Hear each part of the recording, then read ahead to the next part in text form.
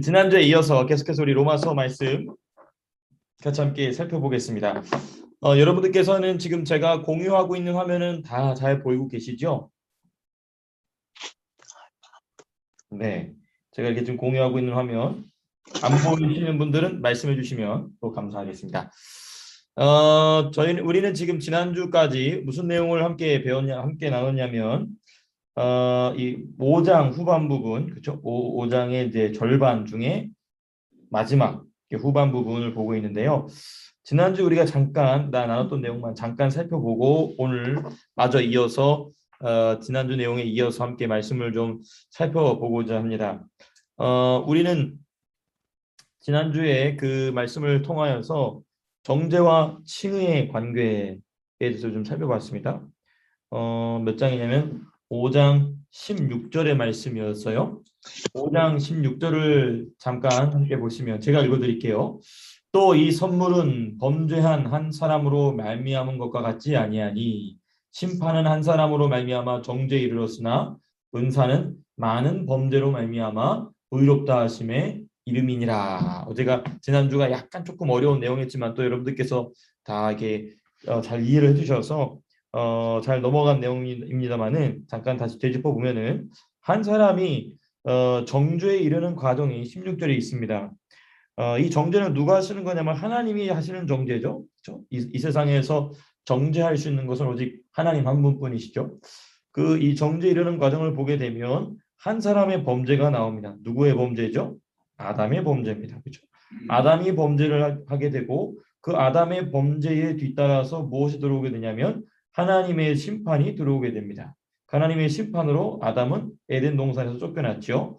근데 에덴 동산에서 아담이 쫓겨나면서 아담만 하나님과의 관계가 끊어지는 것이 아니라 아담의 후손 곧 많은 사람이 정죄를 받게 됐다는 것입니다. 이때 우리가 살펴봤던 것이 무엇이냐면 이 과정 한 사람이 정죄에 이르게 되는 이 범죄, 심판 그리고 하나님과의 관계에서 쫓겨나게 되는 이 상태에 있어서 누가 이 일을 진행하고 있는가? 우리는 무슨 결론을 내렸냐면 성경을 통하여 원수들이 이 과정을 주도적으로 이끌어서 우리로 하여금 하나님의 정죄를 받게 한다라고 우리가 말씀을 함께 살펴봤습니다. 그리고 나서 그것과 대조되게 칭의해 너는 하나님 앞에서 의로운 사람이야, 의로운 존재야라고 하나님께서 의롭다고 불러주시는 이 과정은 어떻게 진행이 되냐? 우리 김윤월 권사님 들어오셨네요. 권사님 안녕하세요. 아유 감사합니다. 아유, 죄송해요. 지금 예배 중이시네. 아니에요. 별 말씀을요. 이렇게 와주셔서 너무 감사합니다. 제가 죄송하네요. 더 좋은 아니에요. 하면은 우리 권사님 저는 진짜 할 줄 몰라가지고 예. 우리 딸이 지금 만지는데. 네, 우리 따님께도 너무 감사드립니다. 또 저녁에 쉬는 시간인데 또 이렇게 지금 예배 중이신데 죄송해요. 네, 저희가 이제 수요 예배 시간이긴 한데요, 권사님. 저희가 예. 이렇게 대화를 주고받는 형식으로 우리가 말씀을 공부하고 있어요. 그래서 막 형식에 얽매이지 않으니까요, 권사님 편하게 예. 그냥 들어만 주셔도 괜찮습니다. 제가 칠판처럼 사용하고 있는 아이패드가 지금 있거든요. 제가 막 그 하얀색 바탕에 글씨가 써져 있는 화면 보이시나요? 예. 예, 거기다가 지금 제가 글을 쓰면서 이 로마서 함께 공부하고 있어요. 그래서 지금 로마서 5장 하고 있습니다. 그래서 그냥 권사님 들으시면서 보시면서 하시면 될 것 같습니다. 예. 죄송합니다. 감사합니다. 아닙니다. 권사님 이게 권사님 핸드폰인가요? 아니면 따님 핸드폰인가요? 아니 제 거를 얘가 어떻게 막 연결해놨어요. 천재시네요. 아이폰 5면은 굉장히 오래된 건데 또 이렇게 또 잘 해주셔서 너무 감사하네요. 아니 또 전화기가 있는데 제가 이거를 쓰는 중이라서 그냥 바꾸지를 않고 있어요. 그러셨군요. 예, 그냥 알겠습니다. 이게 쉬워서. 네, 알겠습니다. 예. 그러면 이제 원래 내용을 그대로 네, 진행하도록 하겠습니다, 권사님. 예. 네. 죄송합니다. 아닙니다, 권사님. 권사님 들어오셨습니다. 네, 우리 수요예배가 점점 풍성해지고 있습니다.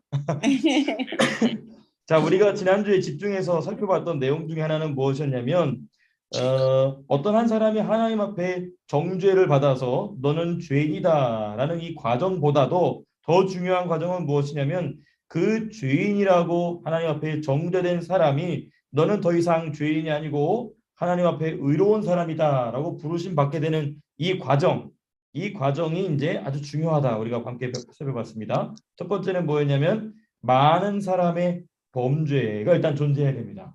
그죠? 그리고 그 범죄의 상태에서 하나님께서 무엇을 우리에게 주시냐면 예수 그리스도의 은사. 그게 곧 뭐였죠? 예수 그리스도의 은혜의 선물이죠. 그 은혜의 선물을 통하여 무엇이 일어나게 되냐면 많은 사람이 하나님 앞에 의롭다함을 얻게 된다는 것을 우리가 지난주에 함께 살펴봤습니다. 그러니까 이거 뭐냐면 16절에 은사는 많은 범죄로 말미암아 의롭다 하심의 이름이니라 이렇게 되어 있는데 이 말이 뭐냐면 많은 범죄로 말미암아라는 말이 무엇이냐? 하나님의 은혜는 요 한마디로 잘 동론이 되겠네요. 하나님의 은혜는 범죄가 있는 곳에서 드러난다. 그렇죠? 하나님의 은혜는 범죄가 있는 곳에서 드러난다. 범죄가 없는 곳에서는 하나님의 은혜가 드러나지 않죠. 근데 이 세상에는 범죄가 없는 곳이 있나요? 없습니다. 온 지구가 하나님 앞에 범죄로 가득 차 있습니다. 그래서 필요한 게 뭐냐면 하나님의 은혜고 그 범죄가 있는 곳에서부터 무엇이 시작이 된다? 하나님의 은혜가 시작이 되고 거기에서 하나님 앞에 너는 죄인이라고 정죄받았던 사람이 너는 의인이다 라고 칭의를 받게 되는 그 은혜의 역사가 일어나는 곳이거든요. 많은 범죄가 있는 곳이다. 우리가 지난주까지 그렇게 말씀 함께 좀 참고해 봤습니다. 자, 이제 오늘은 그러면 지난주 내용에 이어서 이제 지난주에 16절, 5장 16절을 살펴봤다면 오늘은 5장 17절의 말씀 같이 한번 보시겠습니다. 5장 17절의 말씀은 이제 C가 되겠죠. 5장 17절. 로마서 5장 17절을 보시면 이런 말씀이 있습니다. 한 사람의 범죄로 말미암아 사망이 그 한 사람을 통하여 왕노릇하였은즉 더욱 은혜와 의의 선물을 넘치게 받는 자들은 한 분 예수 그리스도를 통하여 생명 안에서 왕노릇하리로다라고 되어 있습니다. 여기 이제 주제는 뭐냐? 5장 17절에 주된 내용은 이것입니다. 생명의 왕노릇. 생명의 왕노릇. 핵심 단어는 당연히 이제 사망과 그리고 생명이라는 두 단어입니다. 17절 다시 한번 보시면 이런 표현이 있습니다. 그 한 사람, 사망이 그 한 사람을 통하여 왕노릇하였은즉. 그 다음 17절 맨 마지막으로 보니까 한 분 예수 그리스도를 통하여 생명 안에서 왕노릇하리로다 이렇게 되어 있습니다. 이 사망의 왕노릇과 생명의 왕노릇이 대조되고 있습니다. 비교되고 있어요. 같이 사용되고 있습니다. 이 부분이 이제 오늘 이 17절을 이해하는 핵심입니다. 근데 사실 이것을 좀 더 정확하게 표현한다면 요겁니다. 생명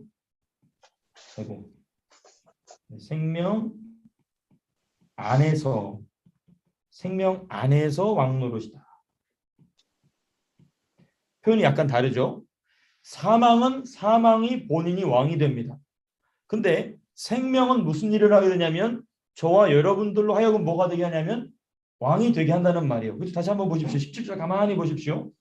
한 사람의 범죄로 말미암아 사망이 그 한 사람을 통하여 왕노릇하여. 이건 누가 왕이 된 겁니까 지금? 사망이 왕노릇한 겁니다. 그런데 더욱 은혜와 의의 선물을 넘치게 받은 자들은 이게 누구냐면 저와 여러분들이죠. 저와 여러분들이 한 분 예수 그리스도를 통하여 생명 안에서 왕노릇한다. 지금 누가 왕노릇한다는 거예요 지금? 그렇죠. 예수 그리스도 안에 있는 저와 여러분들이 지금 왕노릇한다는 겁니다. 무엇 때문에? 생명 때문에. 이게 지금 핵심입니다. 사망은 자기가 왕이 되지만 예수 그리스도의 생명은 저와 여러분들을 뭐로 만들어 놓는다는 거죠? 왕으로 만들어 놓는. 이게 지금 바울이 지금 하고 싶은 얘기입니다. 자, 이 부분 이제 풀어서 좀 더 살펴보도록 하겠습니다. 김윤호 권사님, 제 목소리나 화면이 잘 들리시고 보이시나요? 예. 예, 감사합니다. 예, 네, 보고 감사합니다. 있어요. 네, 감사합니다. 네, 감사합니다. 자, 그러면 이 17절 말씀을 우리가 좀 자세하게 분해를 해서 좀 살펴보고자 합니다. 17절을 크게 두 부분으로 나눌게요. 그래서 17절 A 그리고 17절 B로 나눠서 보겠습니다. 17-A로 하게 되면 이 내용은 뭐냐면 제가 도표로 쉽게 보면 이렇게 그려보면 이렇습니다. 한 사람의 범행이 나옵니다. 이 범행은 누구의 범행이죠? 아담의 범행이죠. 그렇죠? 아담, 이거는 아담의 범죄예요. 그렇죠? 한 사람이 범죄를 저질렀습니다. 그러자 무슨 일이 일어나냐면 사망의 왕노릇, 네. 또는 사망이 왕노릇한다. 네. 사망이 왕노릇한다. 자, 그러면 이제 여기서 우리가 사망이 뭔지에 대해서 정의를 해야 돼요. 그냥 사망이 죽은 거냐, 어떤 죽은 상태를 얘기하는 것이냐, 사망은 무엇인가? 이 부분을 잘 정돈하고 넘어가야 됩니다. 왜냐하면 지금 사도 바울이 이 사망에 대해서 의인화하고 있어. 의인화. 그렇죠? 7절을 다시 보시면 이렇게 돼 있어요. 한 사람의 범죄로 말미암아 사망이 그 한 사람을 통하여 뭐 한다고요? 왕 노릇한다. 그러니까 지금 바울이 어떻게 표현하고 있냐면 사망이 왕 노릇한다. 의인화했어요. 의인화. 그러니까 사망은 우리가 어떻게 생각하냐면 그냥 죽은 사람의 상태 이 정도를 얘기해요. 조금 더 성경 지식을 가지고 있는 사람은 영적인 사망 상태로 얘기합니다. 그런데 지금 사도 바울은 사망에 대해서 얘기할 때 상태로 얘기하지 않아요. 뭐라고 얘기하냐면 어떤 인격적 존재로서 의미합니다. 그러니까 의인화라는 표현도 있지만은 또 다른 표현으로는 인격적 존재, 인격적 존재로 묘사합니다. 이 유와 유사한 것을 쉽게 예를 들어 본다면 예수님이 거라사 지방으로 건너가시기 위해서 갈릴리 바다를 건너가시죠. 갈릴리 바다를 건너갈 때에 풍랑이 일입니다. 그때 예수님은 배미창에서 주무시고 제자들은 난리가 났죠. 그리고 제자들이 이제 마지막에 가서 예수님을 찾습니다. 그리고 예수님이 풍랑이는 바다와 바람을 향해 뭐라고 하시죠? 바람아 잠잠하라, 파도야 잠잠하라 얘기하시죠. 마치 바람과 파도가 인격이 있는 것처럼 말씀하십니다. 근데 그게 누구라는 것이 드러나게 되죠. 거라사 지방에 들어가 보니까 군대 귀신, 그렇죠. 그 군대 귀신 집힌 그 사람을 만나고 보니까 아하, 그 풍랑의 이면에는, 그 파도의 이면에는 누가 들어가 있었다? 그렇죠. 마귀들이, 그 군대 귀신이 들어가서 예수님을 어디에? 갈릴리 바다에 엎어들려는 참 이 맹랑한 생각을 했던 것이죠. 근데 제가 여기서 포인트아웃 하는 것은 무엇이냐? 예수님도 어떤 한 현상을 보고 그것을 무생물적인 인격이 없는 상황으로 보지 않으시고 그 상황을 만들어내는 인격이 있음을 주님은 명확하게 말씀하셨다는 점이 지금 사도 바울이 사망이 왕노릇한다라는 이 인격적 존재로서의 표현에서 드러나는 것입니다. 지금 제가 드리는 말씀이 여러분들 이해하기가 어렵지 않으시죠? 네, 감사합니다. 자, 그러면 조금 더 이제 생각을 해본다면 이 인격적 존재로 묘사한 이유는 무엇인가를 살펴보기 위해서는 누구의 말씀을 좀 살펴봐야 되냐면 우리 주님의 말씀을 살펴봐야 됩니다. 우리 주 예수님의 말씀을 살펴봐야 되는데 이 왕노릇한다는 것 자체가 주님이 이게 제가 글로 적어서 말씀드릴게요. 주님 외에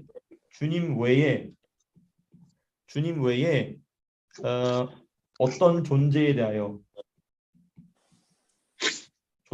대하여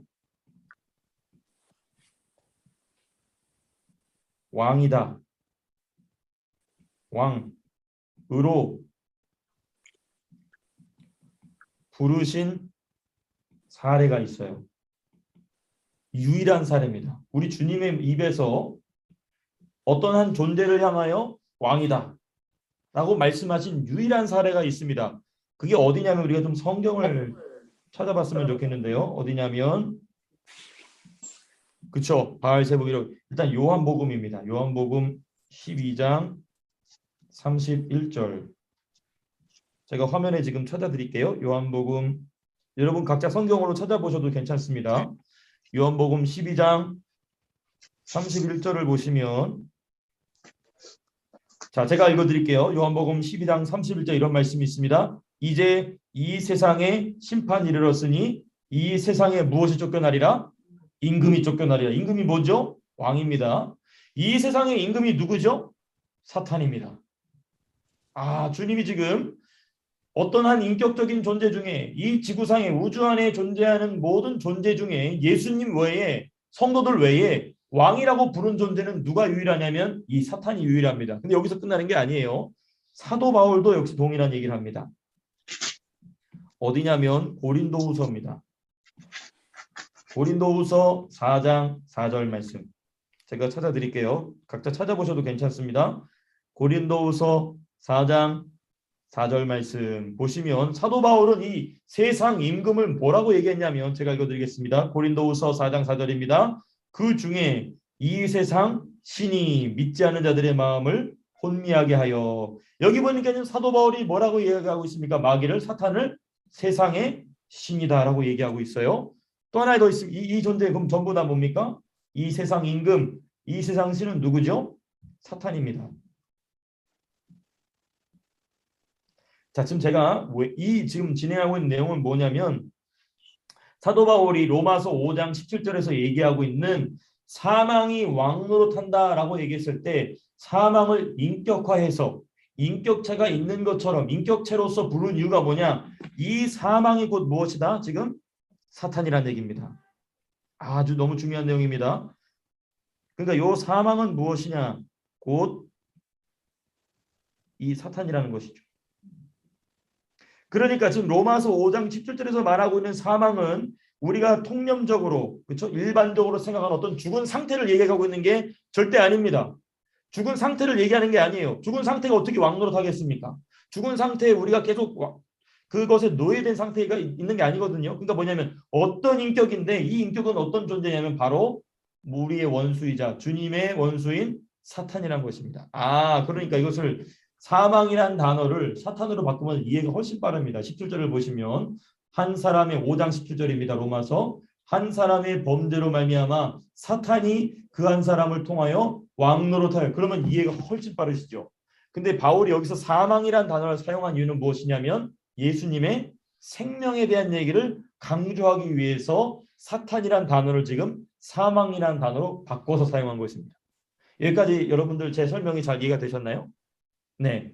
그러니까 이게 지금 이 사망은 곧 무엇이다? 사탄이다. 그러면 바울이 다른 고린도후서 우리 15장 그 막 줄기차게 암송했던 거 있죠? 사망아 너의 쏘는 것이 어디 있냐? 할 때 그 사망은 뭡니까? 죽은 상태가 아니고 사탄이라는 얘기입니다. 사탄아 너의 쏘는 것이 어디 있냐? 그 얘기를 하는 거예요. 그러니까 주님이 계시록에서 나중에 심판하실 때 보면은 사망이 불못에 던져졌고 라고 했을 때 그 사망은 누굽니까? 사탄인 거예요. 어떤 죽은 상태가 아닙니다. 그러니까 이 부분에 있어서 많은 기독교인들의 이 지각을, 영적인 지각을 사탄이 와서 살짝 마비를 시켜요. 그 사망에 대한 얘기를 할 때 그냥 죽은 상태겠거니, 하나님과 관계가 단절된 상태겠거니 정도로 뭉뚱그리고 넘어갑니다. 그런데 지금 로마서에서 우리가 살펴보게 되면 바울은 어떤 죽은 상태에 대해서는 관심이 없습니다. 어떤 인격적 존재로서 우리를 노예 삼고 있는, 종 삼고 있는 존재에 대해서 명확하게 본질을 이야기하고 있는데 그게 바로 누구냐면 사탄이라는 것이죠. 그러니까 사탄은 곧 사망입니다. 사망은 곧 사탄인 것이죠. 아주 중요한 원리인 것이. 이게 지금 로마서 5장 17절. 여러분들께서 이 부분을 이해하셨다. 그럼 오늘 수요 예배에는 여러분들께서 마스터하신 것입니다. 오늘 수요 성경 공부는 이 부분을 이해하셨다. 그러면은 이런 표현은 좀 제가 너무 가볍지만은 본전 뽑으신 겁니다. 이 부분만 이해하셔서도. 네. 근데 제가 준비한 부분이 있기 때문에 조금 더 진행해서 말씀을 드린다면, 자, 이와 같이 그러므로 이 부분을 이제 정돈해서 기록한다면 이런 것입니다. 사망이 왕노릇 한다는 것은 피조 세계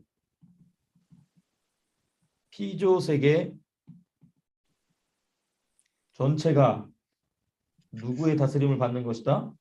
그렇죠. 마귀, 사탄, 귀신들의 지배 아래 있다는 겁니다. 사탄의 다스림 아래에 있다는 것이다. 그래서 사도 바울이 우리가 에베소서 말씀을 주일마다 계속 묵상하고 있지만은 공중 권세 잡은 자가 있지 않습니까? 그 공중 권세를 잡았다는 얘기가 뭐냐면 사망이 공중의 권세를 잡고 모든 하나님의 피조 세계를 지금 통치하고 있다는 것입니다. 물론 우리는 이것을 어떻게 알고 있냐면 이 마귀의 세상의 통치도 누구의 섭리 안에 들어가 있다? 하나님의 섭리 안에 들어가 있다. 우리는 그 분명히 믿습니다. 네. 물론 이제 그 점이 있지만은 오늘은 그 부분을 나누는 부분이 아니기 때문에 그 부분에서 제가 따로 언급하지는 않겠습니다만은 이와 같이 사망은 곧 사탄이고 아담 앞에서는 뱀이었으나 요거를 제가 이제 적어놔야 되겠군요. 이걸 좀 이제 성경적으로 좀 더 풀어서 말씀드린다면 지금 바울이 얘기하고 있는 로마서 5장 17절에서 얘기하고 있는 이 사망은 따라서 사망은 곧 사탄이며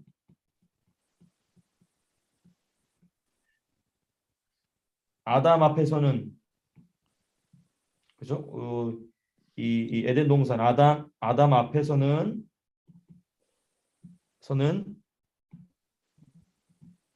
뱀이었으나 이제는 세상의 왕이며 또는 세상의 신이죠. 세상의 신이며 종말에는 뭐로 나타나죠? 용으로 나타납니다.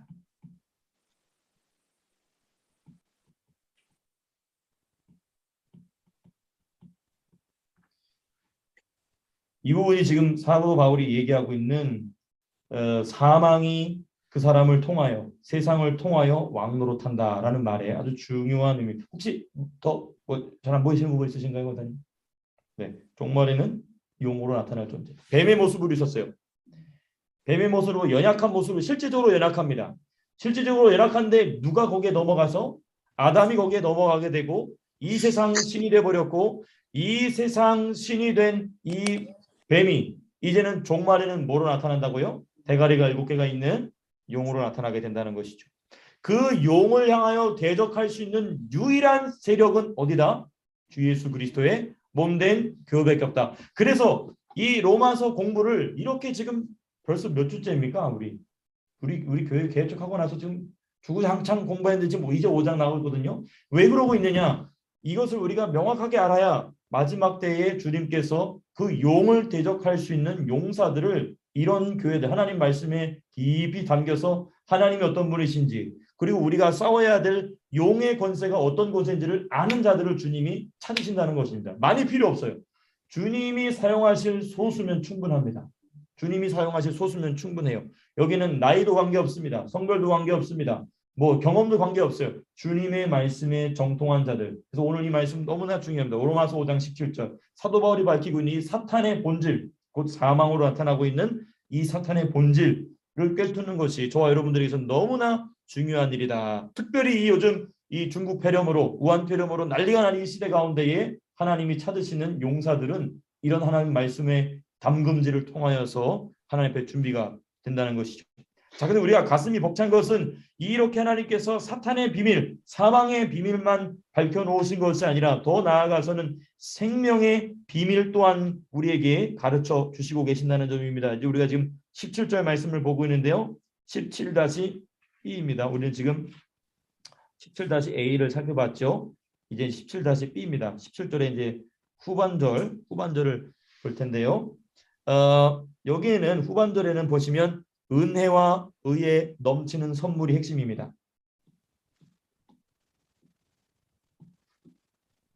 은혜와 의의 넘치는 선물이다. 네, 넘치는 선물. 거기 17절에 그렇게 표현이 되어 있죠. 더욱 은혜와 의의 선물을 넘치게 받는 자들은 이란 표현이 있습니다. 이 말을 풀어서 또는 또 다른 표현 이미 우리가 살펴본 내용으로 바꿔본다면 이런 내용입니다. 오실 자의 의행, 의로운 행위를 제가 축약해서 만든 단어입니다. 오실 자의 의행을 믿는 자가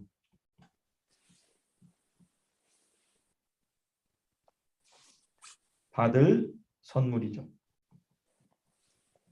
예수님의 의행은 무엇이라고 우리가 지난주에 배웠죠? 예수님의 의행은 어디 나와 있냐면 여기 있습니다. 예수님의 7대 사역, 예수님의 의행. 이게 바로 예수님의 의행입니다. 지금 제가 여러분들 보시면 예수님의 7대 사역 보이시죠? 이 7가지. 예수님이 이 땅 가운데 오셔서 성육신 하셔서 하시는 탄생, 고난, 죽으심, 부활, 승천, 재림, 왕국. 여러분 요 7가지가 제일 중요합니다. 우리가 성경 공부할 때에 왜 성령이 안 역사하시나? 왜 성경 공부할 때 성령이 왜 역사하시느냐? 이 7가지 사역을 성경을 통하여 그 목사가, 그 교사가 드러내고 있느냐? 드러내고 있지 않느냐가 핵심이에요. 그러니까 성경 공부가 재미없는 이유는 뭐냐면 성령이 일하지 않으셔서 그렇습니다. 성령이 왜 하지 않으시냐? 이 7가지 초점을 맞추지 않아서 그렇습니다. 그래서 정서영 목사의 성경 공부는 대단한 게 없어요. 이 7가지 핵심입니다. 왜? 그래야 누가 일하시니까? 성령이 일하시니까. 그리고 여러분들도 무슨 하나님 말씀에 대한 이야기 하실 때마다 항상 결론을 그때그때마다 성령이 주시는 감동대로 예수님의 탄생에 대해서 말씀하시든지 예수님의 고난에서 말씀하시든지 아니면 예수님의 재림에 대해 말씀하시는 항상 이 7가지가 여러분들의 머릿속에 입술 속에 붙어 있으면 그 입술을 통하여 성령이 일하십니다. 그래서 이상하게 내가 아는 말 하는데 그 사람 말은 또 듣고 싶어집니다. 왜 그렇죠? 누가 일하시니까? 성령이 그 사람의 입술을 통해서 성령이 원하는 말을 계속 뱉어내니까 성령께서는 그 말을 통하여 그 영혼의 만족을 줄 수 있는 그 생수를 계속 뿜어내시는 것입니다. 이게 바로 이 성경 공부의 이 중요한 성령이 운행하시는 원리인데 그게 바로 뭐냐? 예수님의 의로운 행위, 바로 예수님의 7대 사역인 것입니다. 하여튼 저는 틈만 나면 계속해서 이것을 여러분들에게 반복적으로 나누도록 하겠습니다. 어찌됐든 이렇게 오실자이신 예수 그리스도의 의행을 믿는 자가 받을 선물이 무엇이냐면 은혜와 의에 넘치는 선물이다. 이제 이게 5장 17절에 나온 내용인데요. 자, 이제 이 내용을 좀 더 풀어서 본다면 이 선물 때문에 무슨 일이 나느냐? 이 선물을 받으면 무슨 일이 나느냐? 예수 그리스도를 통하여 생명 안에서 왕으로 타게 된다는 것입니다. 생명 안에서 왕으로 탄다. 너무너무나 가슴 벅찬 일입니다. 우리는 태어날 때부터 마귀의 종이요, 귀신의 종이요, 질병의 종이요, 가난과 질병과 모든 일의 종이었는데 이제는 주님이 왕이신데 주님이 혼자 왕하셔도 되는데 저 여러분들 뭐로 만들어 주신다는 겁니까?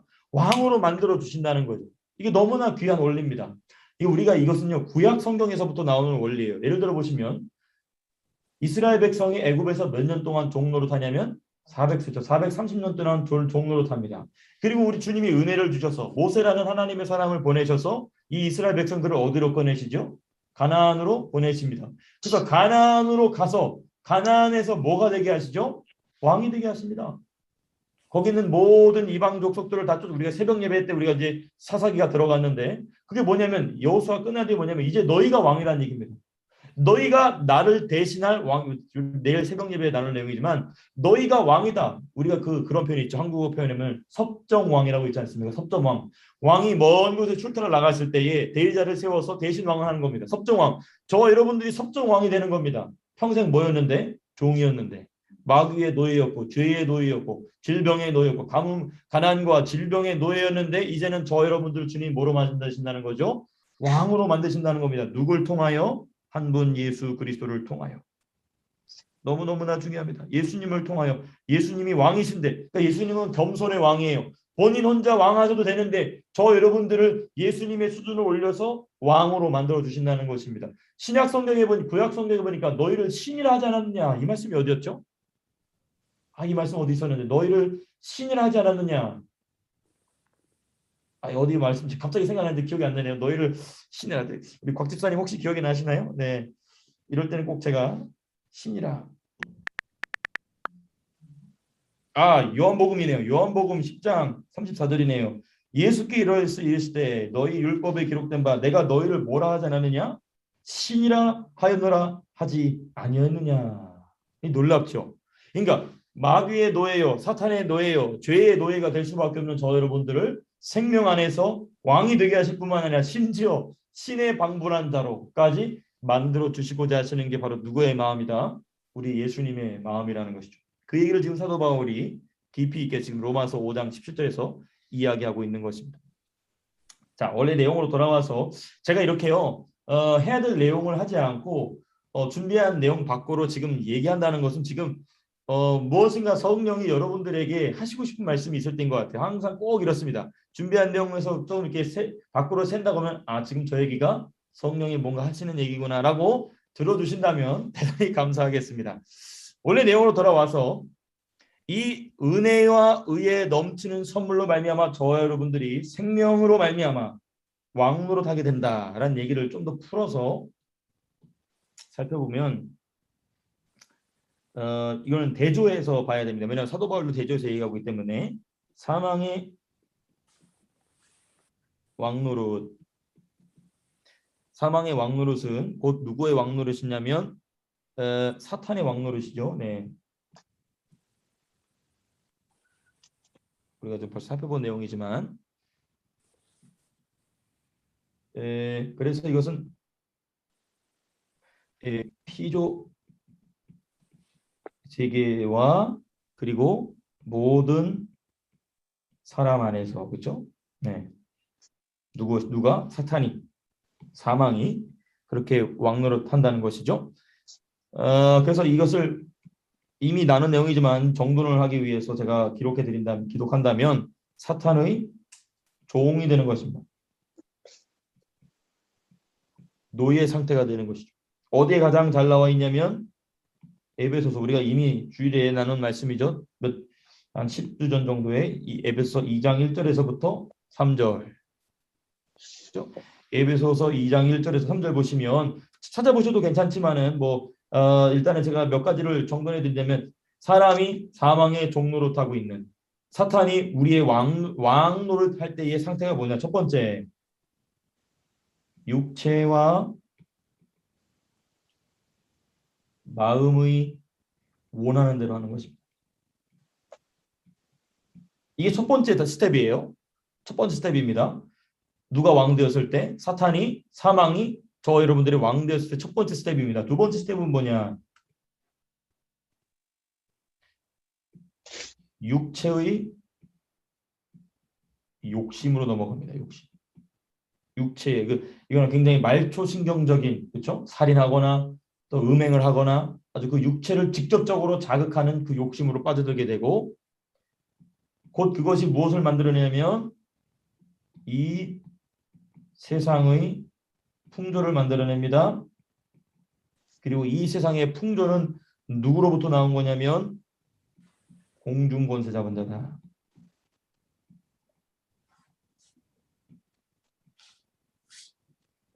공중권세 잡은 자. 여기 이제 사탄이죠. 사탄이 왕노릇하는 모습입니다. 근데 반대로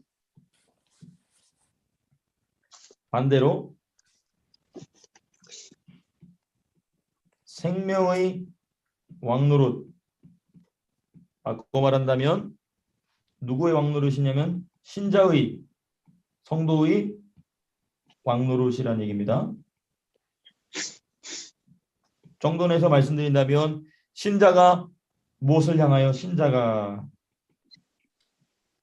피조 세계를 향하여 이 말이 무슨 말이냐면요. 저 여러분들이 그리스도 예수 안에서 생명으로 말미암아 예수 그리스도를 통하여 왕노릇한다는 것은 왕이라는 것은 무엇을 가지고 있는 사람이죠? 통치할 수 있는 나라를 가진 사람들입니다. 그 나라에서 그 왕의 말을 따르고 순종해야 될 존재들이 있다는 것이죠. 그렇죠? 왕이 혼자 자기 혼자만 왕이면 그게 무슨 왕이겠습니까? 왕이란 얘기는 그 왕의 말을 따르는 존재들과 그 왕의 명령이 미치는 지역이 있다는 것이죠. 그게 뭐냐면 저와 여러분들이 예수 그리스도의 생명으로 말미암아 왕노릇한다는 얘기는 뭐냐면 어디를 향하여 왕노릇하는 것이냐. 본래는 내가 노예요, 종으로, 죄인으로 저주받은 대로 살던 그곳을 그 피조 세계를 이제는 그 피조 세계를 향하여 왕노릇하게 되는 것입니다. 이건 뭐냐면 아담이 잃어버렸던 권세의 회복입니다. 정돈해서 말씀드리겠습니다. 이게 뭐냐면 아담의 권세의 회복입니다. 아담이 범죄함으로 너는 생육하고 번성하고 다스리고 땅에 충만하고 온 지역에 퍼지라 주님 말씀하셨는데 그거를 누구에게 뺏겼죠? 사탄에게, 뱀에게 뺏겨버렸습니다. 그런데 그것을 예수 그리스도 안에서 되찾게 되면 그 권세가 다시 돌아오는 것입니다. 왕으로서 피조 세계를 향하여서. 이게 뭐냐면 바로 예수 그리스도의 섭정왕이 되는 것입니다. 예. 그래서 주시는 게 뭐죠? 누구의 이름이죠? 예수 그리스도의 이름의 권세 준다. 이름의 권세. 그래서 여러분 예수님의 이름의 권세는 수시로 사용하십시오. 수시로. 그게 저와 여러분들이 이 세상에서 왕이라는 제일 중요한 증표입니다. 자꾸 예수님의 이름을 사용하십시오. 시도 때도 없이 사용하십시오. 예수 이름으로 그렇게 될지어다. 예수 이름으로 자꾸 사용하십시오. 괜찮습니다. 그래서 예수 이름의 권세를 통하여서 누구를 대신하게? 예수 그리스도를 대신함. 그래서 베드로가 뭐라고 얘기했냐면 너희는 왕 같은 제사장이라고 말하는 이유가 바로 거기 있습니다. 왕처럼, 왕은 예수님인데 그 왕 대신 예수님을 저와 여러분들이 대리한다는 것입니다. 그러니까 저와 여러분들 분명히 발견하게 되는 것은 무엇이냐? 구약이나 신약이나 다 지옥으로 처박혀야 될 죄인들이지만 하나님의 은혜로 구원받은 자들은 구원받은 상태로만 있는 것이 아니라 무엇으로 부르신다고요? 왕으로 부르신다는 것입니다. 이게 지금 로마서 5장 17절에 기록되어 있는 너무나도 중요한 말씀인 것입니다. 자, 그래서 이 부분을 이제 정돈하고 이제 18절로 넘어가려고 하는데요. 지금 17절의 내용을 다시 한번 반복하여 정돈한다면 이렇습니다. 사망, 곧 사탄이며 사탄의 조직인 마귀들, 귀신들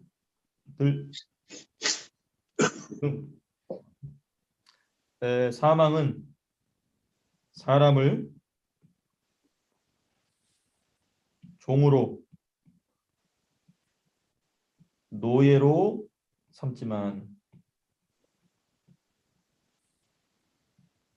생명은 사람을 왕으로 삼는다. 그렇죠? 당연히 이제 누굴 통하여? 예수 그리스도를 통하여. 17절 다시 한번 보시면 예수 그리스도를 통하여라는 표현이 나와요. 17절 보시면 맨 마지막에 나왔죠. 그 은혜와 의의 선물을 넘치게 받는 자들은 한 분 예수 그리스도를 뭐하여? 통하여 어디 안에서? 생명 안에서 무엇하리로다? 왕노릇하리로다. 자, 이게 바로 예수 그리스도를 통하여 저 여러분들이 왕노릇한다라는 말씀의 의미인 것입니다. 예수 그리스도를 통하여. 혹시 이 부분에 있어서 여러분들께서 좀 이해가 잘 안 된다라거나 아니면 하시고 싶은 말씀이 있다 하시는 부분들 혹시 있으신가요? 네. 없으시면 그 다음 절로 넘어가겠습니다. 그럼 이제 우리가 18절 말씀이죠. 18절과 19절 제가 오늘 꿈도 야무지게 오늘 그러면 21절까지 끝내보자 생각을 했는데 오늘 아무래도 그러기는 좀 어려울 것 같고요. 18, 19절은 쉽습니다. 이미 나왔던 내용을 한 번 더 반복하고 있기 때문에 그 부분까지만 하고 오늘 좀 마치도록 하겠습니다. 자, 그럼 이제 세 번째겠죠. 크게 세 번째입니다. 3번 18절에서부터 19절. 이건 뭐냐면 잠깐 요건 우리 5장 후반 부분을 다시 한번 좀 큰 틀만 좀 살펴보도록 하겠습니다. 자, 지금 우리가 이런 순서로 지금 살펴보고 있는 거예요. 요거 우리가 했죠. 이것도 했죠. 지금 우리 오늘 어디 끝낸 거냐면 요거 끝낸 겁니다. 요 17절. 그리고 이제 여기 들어가는 것입니다. 3번 요 내용이 지금 18절과 19절이죠. 요 내용 지금 들어가려고 하는 겁니다. 네. 자, 그러면 18절과 19절 말씀. 여기서 핵심은 뭐냐면 모형 또는 개역 한글판에서는 표상이라고 나왔어요. 오실자의 표상이다. 근데 개역 개정에서는 오실자의 모형이라고 돼 있어요. 모형과 그리고 본체의 비교 결론. 좀 우리가 살펴봤던 것처럼 지금 5장 12절에서부터 17절까지는 계속 비교하고 있어요. 오실 자의 모형과 오신 자이신 예수 그리스도. 그렇죠? 아담과 예수 그리스도를 계속해서 이렇게도 비교하고 저렇게도 비교하고 반복적으로 지금 다양한 각도에서 비교해온 내용을 결론 내리고 있습니다. 그럼 어디서 볼 수 있냐면 18절이 무슨 단어로 시작하죠? 그런즉이라고 돼서 consequently 그런즉 지금 결론을 내고 있는 내용입니다. 그러므로 그런즉 이와 같이 이런 뜻입니다. 그런즉 이 내용은 쉽습니다. 어렵지 않아요. 먼저 18절 먼저 보시게 되면 18절 보시게 되면 한 범죄가 나옵니다. 한 범죄. 그렇죠? 18절에 보시면 그런즉 한 범죄로 한 범죄가 나옵니다. 이 범죄는 누구의 범죄냐면 아담의 범죄. 그렇죠? 아담의 범죄입니다. 근데 이 아담의 범죄를 통하여 무슨 일이 났냐면 많은 사람이 뭘 받게 됐다고요? 정죄받게 됐다. 그렇죠? 18절에 그렇게 나와 있죠. 그런즉 한 범죄로 많은 사람이 정죄에 이른 것 같이 이렇게 이 부분 이렇게 정리해 봤고요. 그다음 또 다른 부분은 뭐가 나오냐면 한 그죠? 의로운 행위가 나옵니다. 의행이 나오죠. 그렇죠? 그 이 의행은 누구의 의행이냐면 그렇죠? 예수 그리스도의 사역입니다. 아까 7대 사역 살펴봤죠? 지금 그 내용입니다. 예수 그리스도의 사역인데 이 예수님의 의행, 예수님의 사역을 통하여 많은 사람이 뭘 얻게 됐다고요? 칭의를 얻게 됐다. 칭의를 얻음. 18절은 풀어서 얘기하고 있습니다. 한 의로운 행위로 말미암아 많은 사람이 의롭다 하심을 받아. 그렇죠? 이건 뭐냐면 칭의를 받아라는 뜻입니다. 그럼 여기를 좀 정리하겠습니다. 우리가 이제 이면은 몇 주 동안 계속 나눴던 내용이기 때문에 제가 간략하게만 정돈하고 넘어가도록 할게요. 정리를 한다면 여기서 우리가 살펴볼 것은 뭐냐면 사람의 영적 상태에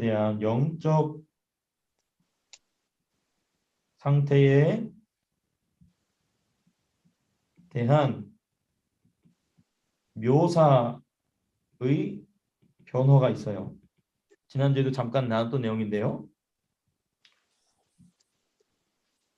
적으면서 말씀드린다면 이겁니다.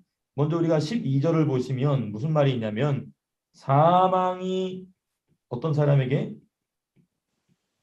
12절 보시면 그러므로 한 사람으로 말미암아 죄가 세상에 들어오고 죄로 말미암아 사망이 들어왔으니 이와 같이 모든 사람이 있죠? 어떤 사람이? 사망이 모든 사람에게라고 돼 있어요. 여기서 우리가 짚어야 될 부분은 모든이라는 표현. 사람의 영적 상태가 모든 사람이 사망이 들어갔다. 이게 나와요. 근데 이 표현이 조금 더 변화가 일어납니다. 몇 절이냐면 15절. 15절을 보시면 그러나 이 은사는 그 범죄와 같지 않으니 곧 한 사람의 범죄를 인하여 어떤 사람이 많은 사람으로 줄어들어요. 그렇죠? 많은 사람이 자, 여러분 보십시오. 분명히 12절에서는 어떤 사람이라고 했습니까? 모든 사람이었어요. 근데 하나님의 은혜에 대해서 설명하고 나니까 이제는 모든 사람에서 어떤 사람으로 줄어들었습니까? 많은 사람으로 줄어들었어요. 지금 이게 사도 바울이 의도하고 있는 아주 중요한 의도입니다. 사람의 타락한 영적인 상태가 어떤 과정을 통하여 점점 생명으로 가게 되느냐에 대한 묘사가 요 형용사 하나로서도 우리가 깊이 있게 좀 살펴볼 수 있는 부분이죠. 그래서 18절을 보시게 되면 심지어 18절에 가서 뭐가 나오냐면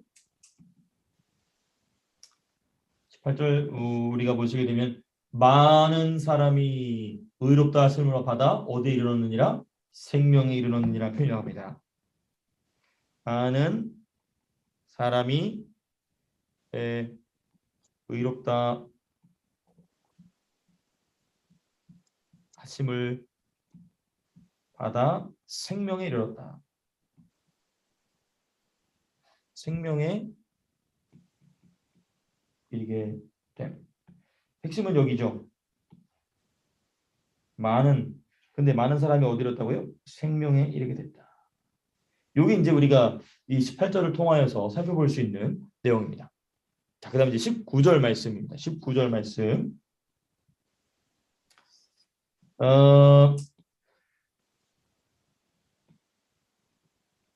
19절을 보시게 되면 여기는 또 뭐가 나오냐면 한 사람의 불순종이 나옵니다.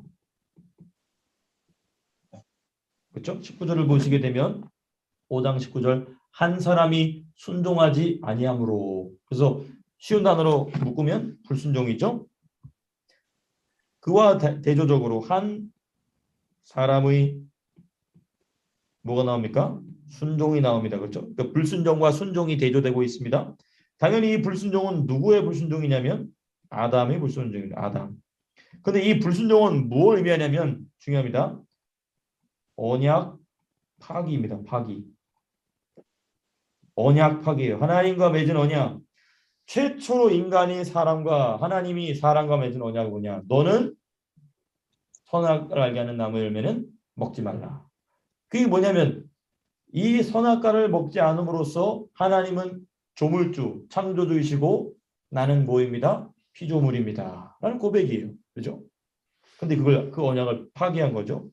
자, 그럼 이 한 사람의 순종은 누구의 순종이냐면 우리 주 예수님의 순종이고 이건 뭐냐면 언약 완성입니다. 언약의 완성.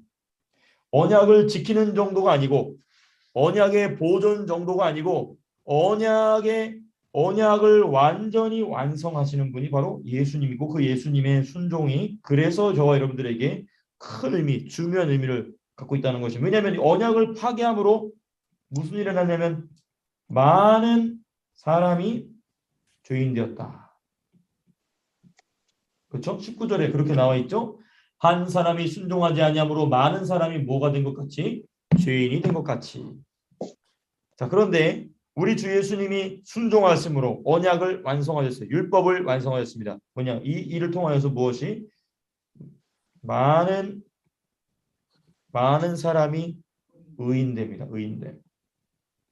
자, 요 내용을 우리가 12절에서부터 17절까지 내용을 계속 반복해서 봤기 때문에 또 다른 추가적인 설명이 없이도 충분히 이해가 쉽게 되시는 부분이죠. 네.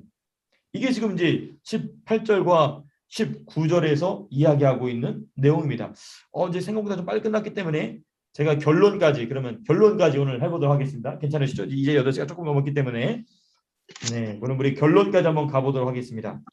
결론까지 준비해 놓길 잘했네요. 결론은 몇 절과 몇 절이냐면 당연히 20절과 21절의 말씀입니다. 결론 이 부분이 이 결론을 내면서 사도 바울이 무슨 얘기하고 있냐면 율법과 은혜의 관계를 이야기하고 있습니다. 자, 우리가 이 5장 후반부 곧 5장 12절부터는 계속적으로 나온 말이 누구냐면 아담이 나오고 예수님이 나오고 계속 그 얘기가 나왔어요. 그럼 결론도 뭐가 나와야 됩니까? 아담하고 예수 그리스도가 나와야 돼요. 근데 이 5장의 결론을 사도 바울이 뭐로 짓고 있냐면 율법과 은혜. 그러니까 지금 표현된 말이 바뀌었죠. 5장 12절을 시작하면서 아담과 예수 그리스도를 비교하다가 5장 맨 마지막에 가서는 아담과 예수 그리스도에 대한 말은 안 나오고 뭐에 대한 비교가 나오냐면 율법과 은혜를 비교하는 장면이 나옵니다. 네, 이게 뭐냐면 율법과 은혜의 관계에 대한 얘기인데요. 보시게 되면 일단은 먼저 율법과 은혜의 관계 20절 내용입니다.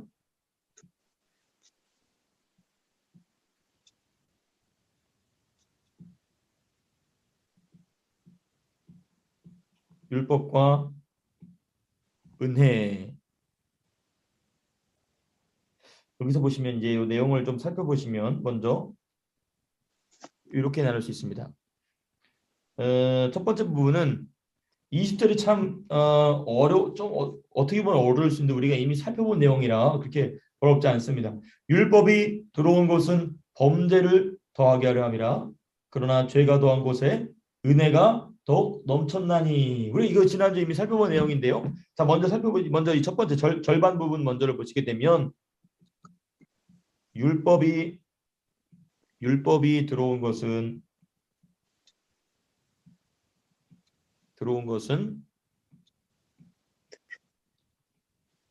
범죄를 더하게 하려 함이라.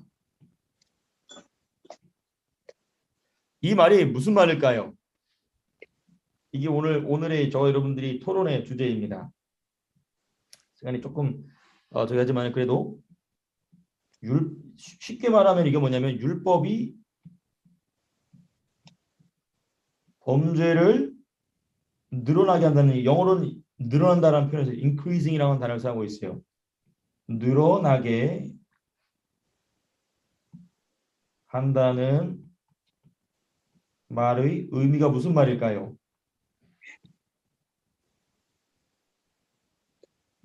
네. 이 말이 무슨 말일까요, 여러분? 어떻게 생각하십니까? 우리 19절을 보시면 그렇게 되지 않습니까? 20절에 율법이 들어온 것은 뭐를 더하게 하람이라? 죄를 더하게, 죄를 빼는 게 아니고 죄를 더하게 하람이라. 이 말이 무슨 말일까요? 어떤 분에게 제가 제일 먼저 질문을 드리면 될까요? 우리 지난주에는 제일 첫 번째로 여쭤보진 않았지만 우리 현진 선생님, 제 목소리가 잘 들리시나요? 지난주에 저한테 제일 먼저 물어보셨는데. 그랬네. 죄송합니다. 죄송합니다. 아이고 죄송합니다. 이거 죄송해요. 어떡하지? 그러면 물론 대답은 못했지만 어쨌거나. 네. 그래도 오늘은 답을 해주실 수 있으시겠어요? 율법이 아니요. 그러면 저기 우리 언니이신 우리 그 현주 지사님께 이 곽현 지사님은 어떻게 생각하십니까? 이 율법이 범죄를 늘어나게 한다는 말의 의미는 뭐죠? 글쎄, 제가 느끼기에는 네네. 그 율법이 있기 때문에 죄가 죄로 네네. 드러나게 되잖아요. 네네네. 그러니까 율법이 없으면 죄인지 모르니까 네네. 그러니까 죄의 수를 우리가 카운트한다면 네네. 별로 없게 느껴질 수 있는데 네네네. 이제 율법이 있기 때문에 이것도 범죄구나, 이것도 범죄구나. 그러니까 범죄가 더 늘어나는 게 아닐까? 한번 생각해봅니다. 아주 훌륭한 대답입니다. 네, 감사합니다. 우리 혹시 우리 송 집사님께서는 어떻게 생각하시나요? 이렇게 율법이 범죄를 늘어나게 한다는 이 말의 표현의 의미는 무엇일까요? 곽 집사님 감사합니다.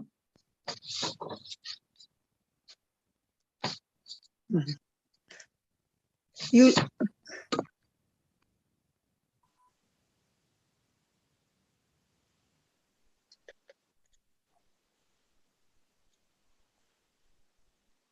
제가 갑작스럽게 질문을 드려서 죄송합니다. 죄송합니다. 근데 네, 오 권사님. 율법이 네, 죄를 발견하게 되지 않고 범죄라고 그랬잖아요. 네. 범죄는 행위잖아. 그렇죠. 그러니까 율법으로 인해서 어떤 죄라는 정의가 완성되는데 네네. 그 인간의 그 본성이 네네. 죄성이 있기 때문에 네. 결국은 계속 그 행동으로 자기의 그 죄를 드러나게 만들어 가는 것 같아요. 율법이 예, 그래서 율법을 그 통하여? 범죄라는 것은 네네. 그냥 보통 율법이 죄를 늘어나게 한다 그렇게 얘기를 안 하고 범죄라는 것은 결국은 행동을 그 행동을 드러나게 한다. 네. 그 아주 중요한 말씀하셨습니다. 그게 왜냐면 그 네. 율법이 없으면 몰랐는데 네네네. 율법으로 인해서 음. 그 죄를 알 수 있는데 그 죄를 인간이 안 지어야 되는데 네네. 이게 그 지금 우리 오 권사님 하시는 말씀 혹시 다 들리셨나요? 안 들려요. 혹시 오 권사님 목소리 좀 들리셨나요, 여러분? 네. 네, 지금 오 들렸어요. 권사님 하시는 말씀이 아주 굉장히 중요한 얘기 하셨어요. 왜냐하면 저 얘기가 죄송합니다, 권사님. 이 얘기가 뭐냐면요. 이게 지금 권사님이 지금 벌써 2장을 뛰어넘으신 얘기 하셨어요. 이 로마서 7장 한번 보겠습니다. 이게 사실 지금 로마서에서 제일 어려운 내용이 7장이거든요. 이 7장의 고비를 넘는 사람은 로마서를 마스터합니다. 로마서 지금 7장 7절, 8절, 9절, 10절, 11절 제일 어려운 부분입니다. 로마서에서 제가 볼 때 제일 어려운 부분이에요. 로마서 7장을 보시게 되면 천천히 제가 읽어볼게요. 그런즉 우리가 무슨 말을 하리요? 율법이 죄냐? 그럴 수 없느니라. 그렇죠? 율법으로 말미암지 않고는 내가 죄를 알지 못하는, 그죠? 우리가 지금 우리 곽 집사님 명확하게 답해 주신 부분입니다. 그렇죠? 율법으로 우린 죄를 안다는 겁니다. 곧 율법이 탐내지 말라 하지 아니하였다면 내가 탐심을 알지 못하였으리라. 그렇죠? 이건 우리가 율법에 대해서 일반적으로 잘 알고 있는, 그러니까 율법 때문에 우리는 뭘 더 잘 알게 된다는 거죠? 뭐가 죄인지를 더 잘 알게 된다는 거예요. 그런 점에 있어서 우리 곽현주 집사님 아주 정확하게, 아주 자각, 곽 집사님의 느낌이 아니고요. 그 성령이 주신 그 깨달음입니다. 확신을 가지셔도 괜찮습니다. 정답입니다. 자, 근데 지금 오 권사님 한 걸음 더 나가셨어요. 그러나 죄가 기회를 타서, 여기 아주 중요한 편입니다. 여기 아주 중요해요, 여러분. 그러나 죄가 무엇을 타서요? 기회를 탄다. 근데 그 기회가 어디서부터 오는 기회냐? 계명으로 말미암아라고 얘기하고 있어요. 다시 말씀드릴게요. 그러나 죄가 기회를 타서 무엇으로 말미암아? 계명이 뭡니까? 율법이거든요. 자, 우리가 죄를 질 때 뭐 때문에 죄 짓는다고 생각합니까? 유혹이 오기 때문에. 그렇죠? 우리가 죄가 우리의 유혹을 틈타서 온다고 우리는 생각해요. 근데 지금 바울이 아주 너무나도 놀라운 얘기를 합니다. 뭐라고 했냐면, 그러나 죄가 기회를 엿본다는 거예요. 저 여러분들 안으로 죄가 들어오려고 기회를 엿보는데, 무슨 기회를 엿보냐면 유혹의 기회를 엿보는 게 아니라 무슨 기회? 계명으로 말미암아. 심지어 더 우리가 이해하기 어려운 말을 밝혀서 얘기해요. 계명으로 말미암아 내 속에서 온갖 무엇이 이루어진다고요? 탐심을 이루었다라고 얘기해요. 놀랍지 않습니까? 죄가 탐심으로 말미암아 우리 안에 들어온다. 그러면 우리는 이해돼요. 그렇죠? 우리 욕심을 따라서 죄가 들어온다. 이건 이해가 돼요. 근데 바울이 지금 뭔 얘기하고 있냐면, 죄가 어떤 기회를 타서? 계명이 만들어내는 기회를 타서. 그 다음 구절 10절에 보면 더 놀라운 얘기가 되어 있습니다. 생명에 이르게 할 그 계명이 내게 대하여 도리어 뭐가 이르게 됐다? 사망에 이르게 하는 것이 되었다. 11절에 똑같은 얘기 또 합니다. 죄가 기회를 타는데 무슨 기회라고요? 계명으로 말미암아. 그 다음 더 놀라운 얘기예요. 나를 속이고 그것으로 나를 죽였는지라. 자, 여러분 보십시오. 지금 죄가 계명을 따라서 사람 속으로 들어와서 사람 안에 들어와서 사람을 죽인다는 겁니다. 근데 그 죄의 루트가 지금 뭐가 돼준 거예요? 지금 계명이 된 겁니다. 이거 굉장히 어려운 내용입니다. 이게 이 내용은 로마서 성경 공부하는 책을 제가 다 뒤져봐도 이것 짚고 넘어가는 책이 하나도 없어요. 전부 이거 그냥 대충 쓱 넘어갑니다. 근데 이 부분을 이해하지 못하면 절대로 8장을 이해할 수 없어요. 이 부분에 대한 이해가 있어야 8장이 열립니다. 근데 지금 제가 너무나 놀라운 것은 제가 이 얘기를 오늘 할까 말까 하다가 오늘 내용에서 뺐어요. 왜? 너무 어려운 내용이 될 것 같아가지고. 또 이거나 더군다나 우리는 5장 하고 있는데 6장을 건너뛰어서 7장에 나오는 내용이거든요. 자, 우리 오건사님 하신 얘기가 무슨 얘기였냐면 이거예요. 사람이 율법으로 말미암아 자기 안에 있는 죄를 더 잘 발견할 수 있다. 그런 의미에서 지금 5장 20절이 얘기하고 있는 죄가 더했다라는 말의 의미가 정확한 해석입니다. 그런데 죄가 율법으로 말미암아 더했다라는 말의 또 다른 중요한 의미는 뭐냐면, 이 죄가 사람 마음의 율법에 와서 양심의 가책을 탁 줘요. 지금 이해하지 않으셔도 그냥 듣고만 넘어가셔도 됩니다. 죄가 사람의 양심에 와서 율법이 사람의 양심에 와서 탁 칩니다. 너 그거 죄야 라고 말하는 그 순간을 뭐가 기다리고 있냐면 죄가 기다리고 있다는 겁니다. 아까 우리 죄는 뭐가 따라 들어오게 한다? 사망이 따라 들어오게 한다. 사망은 뭐라고 얘기했죠? 사탄이라고 말씀드렸죠. 그러니까 사탄과 마귀들과 악한 귀신들은 율법이 저와 여러분들을 와서 책망하기를 기다리고 있다는 거예요. 그러면 책망하는 순간 누가 쑥 들어온다는 겁니까? 사탄이 쑥 들어온다는 거예요. 근데 왜 그럴 수밖에 없느냐에 대한 얘기는 지금 오늘 다 할 수 없어요. 우리가 7장을 가야 됩니다. 그게 무슨 얘기냐? 율법, 우리가 로마서와 영적 세계 다대 법칙을 볼 때 성부의 법에 부딪히면 바로 뭐가 와서 역사해야 돼요? 성령의 법이 와서 성자의 법이 와서 역사되잖아요. 그렇죠? 근데 7장에서 뭔 얘기하냐면 성부의 법인 율법이 와서 그 사람을 책망했어요. 근데 지금 누가 찾아온다고 얘기하고 있습니까?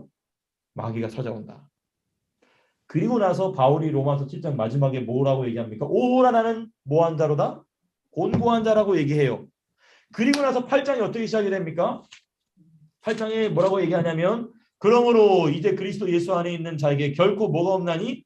정죄함이 없나니. 자, 우리가 예수 믿지 않는 이 심리학자의 관점에서 실제적으로 그래요. 이 무신론 심리학자들이 로마서 7장과 8장을 보고 나서 바울에게 뭐라고 진단하냐면 바울은 바이폴라다. 바이폴라가 뭐죠? 조울증을 가진 사람이다라고 얘기해요. 왜냐하면 7장에서는 뭐라고 얘기해요? 오라 나는 공고한 자다라고 얘기해놓고 8장에 가서는 우리는 결코 정당이 없다. 막 기쁨의 환희의 얘기를 하거든요. 근데 이거는 예수 믿지 않냐는 성령의 도움이 없는 사람이 볼 때는 말 그대로 조울증 환자처럼 보일 수밖에 없어요. 그러나 제가 나중에 7장을 충분히 또 설명하면 충분히 이해가 되시겠지만 이게 뭐냐면 그와 같이 계명이와 심지어 하나님의 율법이 와서 사람의 마음을 책망하는 순간에도 누가 틈탄다? 악한 영이 틈탈 정도로 저와 여러분들의 육체는 그만큼 뭐한 존재라는 얘기하고 싶은 거냐면 타락한 존재인 것이고 뭐 해야 될 존재다? 깨져야 될 존재라는 얘기를 지금 7장에서 아주 리얼하게 이해하고 있는 것입니다. 그리고 나서 우리는 정죄함이 없다. 우리 인간 개인으로 봤을 때는 정죄함이 없을 수가 없지만 누구를 통하여? 예수 그리스도를 통하여 생명의 성령의 법이 죄와 사망의 법으로 충만할 수밖에 없는 저 여러분들 육체를 깨트리심으로 그 자유가 우리 가운데 임했기 때문에 무신론자인 심리학자가 바울을 봤을 때 바이폴라다, 조울증 환자다라고 얘기할 수밖에 없지만 사실은 그게 실제적으로 예수 믿는 사람의 안에서 일어나는 일이죠. 어제까지는 내가 죄로 말미암아 넘어지고 나 정말 예수 믿는 사람 맞아? 내가 천당 갈 수 있나? 이런 의심이 있다가도 우리 주님의 은혜에 와서 꽝 부딪히게 되면 무슨 일이 일어납니까? 누구보다도 자신감 있는 천국의 사람으로 또 다시 살아가는 게 누구냐면 저 여러분들이에요. 그 얘기를 아주 리얼하게 하고 있는 게 7장입니다. 그리고 나서 그 문제를 무엇으로 극복할 수 있느냐? 오직 성령밖에 없다. 라는 얘기를 8장에서 하고 있는 겁니다. 그래서 지금 제가 드린 지금 이 설명이 제가 장황해서 너무 죄송합니다만은 혹시 제가 드리는 말씀이 이해하기가 조금 어려운 부분 있으셨나요? 괜찮으셨나요? 네, 다 이해하셨지만 자신감 있게 내라고 대답하지 못하시는 것은 여러분들의 겸손인 줄로 저는 압니다. 너무너무 감사하고요. 네, 그러니까 이 내용을 한 번에 여러분들이 달달 외우실 필요 없어요. 제가 로마서 12장 끝날 때까지 계속 반복해서 말씀드릴 테니까요. 이해가 조금 안 되시는 부분도 노트에 놓으셨다가 또는 그냥 기억해 두셨다가 다음 주도 들어보시게 되면 그 얘기가 정성현 목사가 하는 말이 그 얘기였구나. 지금 벌써 이제 저하고 계속 같이 살펴보신 분들은 뭔 말인지 이해되시죠? 네, 물론 그거를 다 외우고 기억할 수 없지만 계속 반복해서. 그래서 원래 우리 5장의 내용으로 돌아온다면 무엇입니까? 20절 5장 20절 율법이 들어온 것은 범죄를 더하게 하려 함이라. 이 얘기는 뭐냐면 우리 곽집사님이 명확하게 잘 정리해 주신 것처럼 죄가 더 죄인 것을 깊이 깨달아서 전에는 깨닫지 못했던 죄를 이제는 더 깊이 깨달음으로 죄가 더하게 된 것이죠. 더하게 된 것처럼 느껴지는 것입니다. 율법 때문에 죄를 발견하게 되고, 근데 바울은 그것에 머물러 있지 않고 이 율법을 통하여 틈타는 악한 귀신들, 죄의 권세에 대한 본질을 꿰뚫게 됩니다. 그래서 로마서 7장에 무슨 얘기가 나오게 되냐면요. 이 죄가 기생하는 사람 안에 죄가 기생하는 장소가 있다는 겁니다.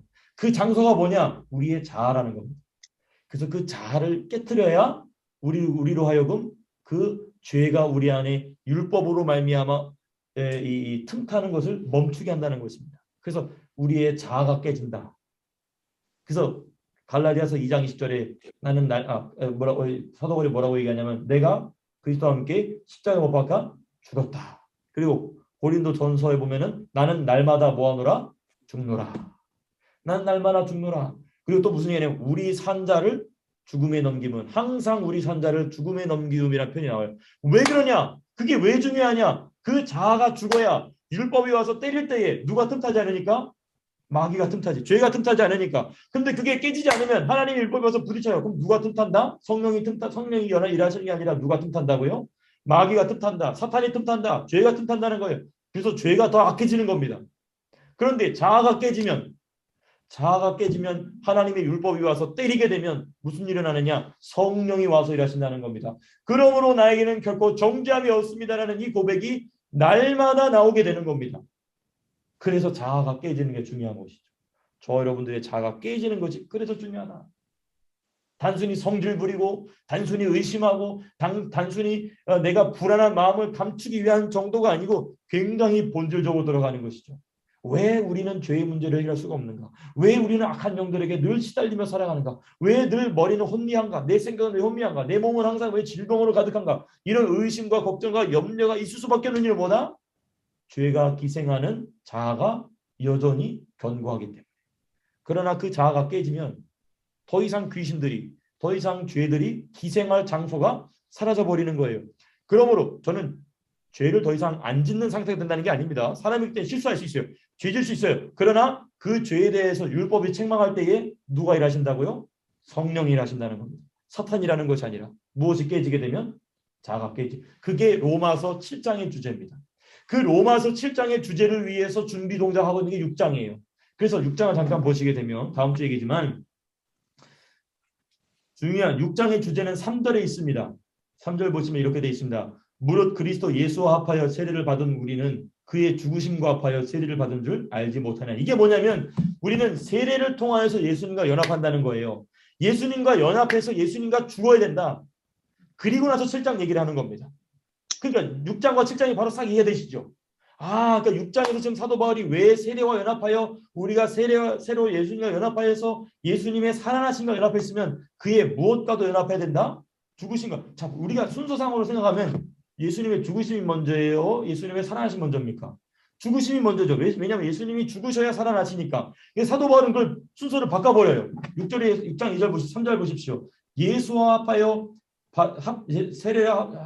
세례받은 우리는 그의 죽으심과 합하여 세례받은 줄을 알지 못하느냐. 그 얘기 뭐냐면 우리가 예수님과 하나가 되게 되면 다시 부활하는 것도 중요한데 부활은 저절로 일어난 일이고 중요한 건 뭐냐? 예수님과 함께 연합해서 같이 죽는 거예요. 사도 바울식으로 얘기하면 예수님과 십자가에 못 박히는 겁니다. 예수님과 함께 무덤으로 들어가는 겁니다. 그 6장에서의 이 준비 동작, 곧 예수님과 함께 죽어야 7장에 나와 있는 그 오라 나는 곤고한 자로다라고 얘기하는 사도 바울의 그 곤고함이 이해가 되는 것입니다. 사도 바울 안에도 사도 바울도 사람이기 때문에 뭐가 있는 거죠? 자아가 있는 겁니다. 근데 그 자아가 깨지면 8장으로 들어가는 겁니다. 그러므로 오늘 결론입니다. 저 여러분들의 인생 가운데에 성령의 충만한 역사가 일어나기를 소원하십니까? 그러면 예수님과 함께 죽음으로 들어가십시오. 예수님과 함께 무덤으로 들어가십시오. 이게 너무너무나 중요합니다. 예수님과 함께 무덤으로 들어가는 순간은 고난입니다. 고통입니다. 고생입니다. 언제 끝날지 모를 것 같습니다. 때때로 육체의 연약함이 찾아옵니다. 육체의 질병이 찾아옵니다. 그때 어렵지만 감사의 찬송을 드려보십시오. 주님 감사합니다. 내가 주님의 죽으심에 겨우 이 정도 연합하여서 저에게 무엇을 주시려 하시는군요? 부활을 주시려 하시는군요. 곧 사도 바울이 말하는 로마서 8장의 그 환희를 주시려고 저 여러분들에게 무엇을 주시고 계신다? 고난을 주신다는 겁니다. 무엇을 위해서? 저 여러분들의 자아를 깨뜨리시기 위해서. 그래서 여러분 이 원리가 저 여러분들의 심령 속에 깊이 박혀 있으면 귀신들이 무서워합니다. 왜? 귀신들이 머물러야 될 장소가 흔들리기 시작했거든요. 그걸 고린도 전서에서 뭐라고 하냐면 강력한 진이라고 했어요. 이 강력한 진을 깨려니까 강력한 성령의 충격이 있어야 되겠죠. 그 성령의 충격이 올 때 빨리 깨지는 만큼 우리는 시간과 기회와 재정을 절약하게 되는 것입니다. 그리고 그 절약한 시간으로, 절약한 에너지로, 절약한 재정으로 누굴 위하여? 예수를 위하여. 누구와 함께? 성령과 함께.